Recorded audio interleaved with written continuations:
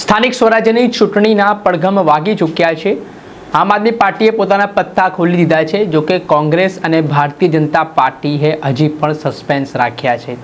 હજી બંને પાર્ટીઓ તરફથી ઉમેદવારોની યાદી જાહેર કરવામાં નથી આવી ને આ સ્થિતિ વચ્ચે પણ પક્ષ પલટાની સિઝન પૂરજોશમાં ચાલી રહી છે ને આ વચ્ચે ગોંડલના પૂર્વ ધારાસભ્ય જયરાજસિંહ જાડેજાએ કોંગ્રેસમાં મોટું ગાબડું પાડ્યું છે ને કોંગ્રેસના ગોંડલના નેતાઓને ભારતીય જનતા પાર્ટીમાં જોડ્યા છે।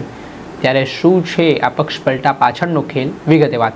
વૈષ્ણવજન તો તેને કહીએ જે પીડ પરાઈ જાનાને રે કરીએ। નમસ્કાર દર્શક મિત્રો, નવજીવન ન્યૂઝમાં આપનું સ્વાગત છે। હું છું ફૈઝાન। રાજકોટ જિલ્લાનો ગોંડલ તાલુકો, જ્યાં નાનામાં નાની ચૂંટણી ખૂબ જ ચર્ચામાં રહેતી હોય છે। વાત છે સ્થાનિક સ્વરાજ્યની ચૂંટણીની, તો હાલ ભાજપ હોય, કોંગ્રેસ હોય કે આમ આદમી પાર્ટી હોય, એ તમામે તમામ પોતાના મૂર્તિયાઓ છે તે મેદાને ચૂંટણીના જંગમાં ઉતારવાની તૈયારીમાં છે। આ વખતે ગોંડલની ચૂંટણી ખૂબ જ રોમાંચક અને રસપ્રદ રહેવાની છે, કેમ કે આમ આદમી પાર્ટીના નેતા જિગીશા પટેલના ત્યાં ધામા છે। બીજી તરફ કદ્દાવર નેતા જયરાજસિંહ જાડેજા પણ મેદાને છે। તેમના પત્ની ગીતાબા જાડેજા ત્યાંથી ધારાસભ્ય છે અને જયરાજસિંહ જાડેજા ખુદ પૂર્વ ધારાસભ્ય રહી ચૂક્યા છે ને આ વચ્ચે પક્ષ પલટાની સિઝન પણ સક્રિય થઈ છે। આમાં નેતાઓ વચ્ચે આયારામ ગયારામ જેવી સ્થિતિ જોવા મળી રહી છે ને આમાં જયરાજસિંહ જાડેજાએ કોંગ્રેસમાં મોટું ગાબડું પાડ્યું હોય તેવું કહેવાઈ રહ્યું છે। ગઈકાલે જયરાજસિંહ જાડેજાના બંગલે કોંગ્રેસના 2 થી 3 દિગ્ગજ નેતાઓએ કેસરીઓ ધારણ કર્યો હોય તે પ્રકારના સમાચાર સામે આવી રહ્યા છે।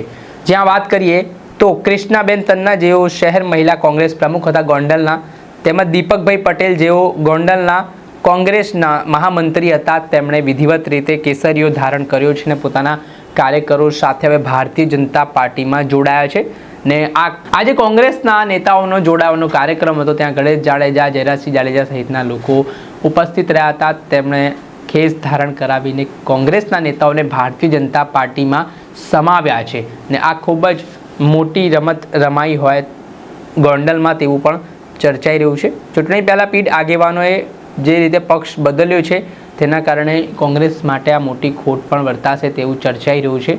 ત્યારે હવે જોવાનું રહ્યું કે એ તો આધાર અને નક્કી છે તે મોરતિયા ઉપર થાય છે કે તમારું કેન્ડિડેટ કેટલો મજબૂત છે તેના આધારે ચૂંટણીઓ જીતાતી હોય છે।